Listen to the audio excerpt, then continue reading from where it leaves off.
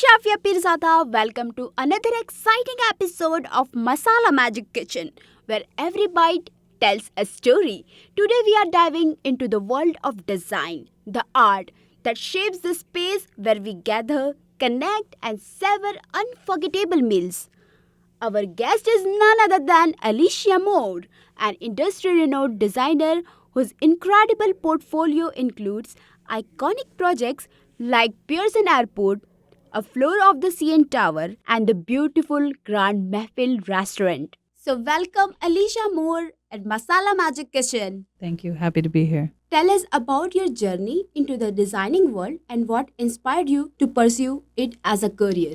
As a child, I grew up always in the creative space in my mind and school and projects. So we worked, when I applied for college and looking at what kind of career I would pursue, I chose industrial design as it would be a practical technology degree. And that's where I could use my natural skills in creativity and apply it in a career. Okay, so I saw Grand Mehfil and it's really beautiful. You have worked on iconic space like Pearson Airport and the CN Tower and the Grand Mehfil restaurant. Could you walk us through those three projects? The restaurant we built in year 2020. So it was a very challenging project with COVID. We faced COVID throughout that development. In that project, I worked as more of a consultant in the space of construction, so GC. We had an architect and we had a lot of different types of skills on board, like mechanical engineer. However, the restaurant really was helped out by my professional career as an industrial designer in the architectural industry, where I have over 14 years experience building architectural components. So when we were approached with the challenge of building this restaurant, it was easy to take the skills from what I had worked in my career and apply it while building that restaurant. So, can you tell us more about Pearson Airport and the CN Tower? That if you have been most memorable or challenging project among those? The most challenging project was definitely the CN Tower. It was a really enormous scope of work. It contained over four different scope elements. So the ceiling, the staircase, balustrade, and the bench, which had another internal project of something called the lean outs, where people can walk up onto the benches and lean over the edge of the glass and experience the space that way. So they're actually functionally interacting with the feature. And then we had some column wrapping, which doesn't sound very interesting. It isn't. It's more of like just a cladding, but it is very challenging on its own to execute. So all aspects of the CN Tower were pushed every boundary of my skill set. The Pearson Airport, we built a canopy in there. That wasn't as challenging. It was very straightforward. Like the architect that we were working with had a very clear division of exactly what they wanted, and where the CN Tower, we had a very good vision of what they wanted, but there was so many different trades and complexities of like kind of a spider web of challenges to overcome through installation, which and it also had some very challenging engineering issues. So the CN Tower was by far my most challenging project. However, the restaurant, the Grand Mehfil, that project I was on my own, so not as much within a company, working with other peers, and that brought challenges that were very interesting as well, along with what we faced during COVID, where we couldn't access any materials. A lot of things were shut down, so that was a very challenging project as well, just because of the position it was in that timeline during COVID and the lockdowns. And So you got to get through the project anyways. You can't stop. So we were literally redesigning features, with the only thing we could access was at the dollar store at one point. So it was and all of the labor to install every feature had left the site.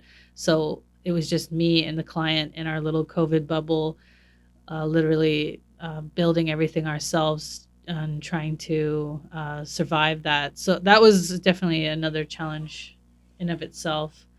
Uh, I can't compare both of them, but CN Tower and the restaurant were very challenging. How do you think a well designed space influences the overall dining experience and customer perception in restaurant? Well, when we're eating and we're experiencing food, the environment we're sitting in is very much playing a part in the entire experience. So the customer wanted to stand out in a big way from their competitors in authenticity of the Indian culture.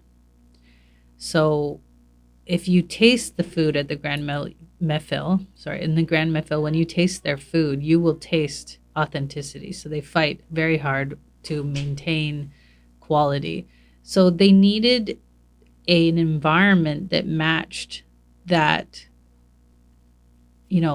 that grandness, like the Grand Mefil, their brand. So it couldn't be a simple environment. It needed to tie in well with the brand. So the environment, the food, the experience, the logo, it all ties together in what that customer's like vision is and what kind of brand they're trying to create. And so I think you'll see if you look at the reviews, they'll say lovely things about the food, and most people talk about the ambiance of the Grand Mefil.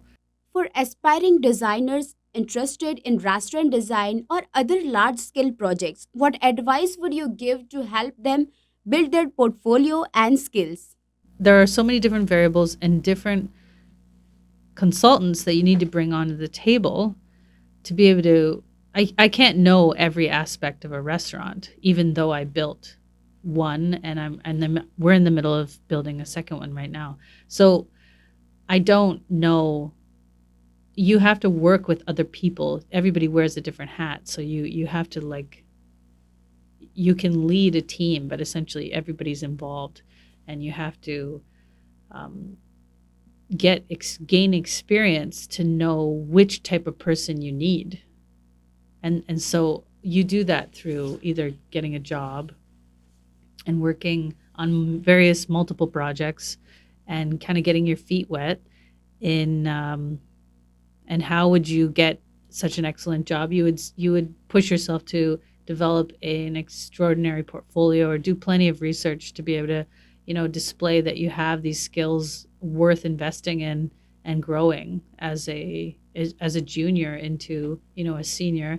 And then eventually you kind of move on. Like, I didn't start building restaurants on day one.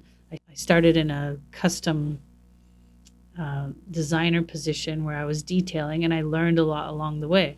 So, and how I got that job, I had a portfolio that I shared to, that potential employer. So it took many years to get to this point where I was confident enough to know exactly what we needed to do to execute a large restaurant. So, this is the very useful advice for aspiring designers. So, Alicia, is there anything else you would like to add about your work or upcoming projects? Well, we are opening a new restaurant in Cambridge for the Grand Mefil. There, that was a really interesting project. We're about to close. What an inspiring conversation with Alicia Moore. We hope you enjoyed this deep dive into the intersection of design and dining. If you're feeling inspired, don't forget to follow Alicia on Instagram at Alicia Moore Portfolio to see more of her amazing work. Stay tuned for more fascinating story on Masala Magic Kitchen, where every bite and every story comes to life.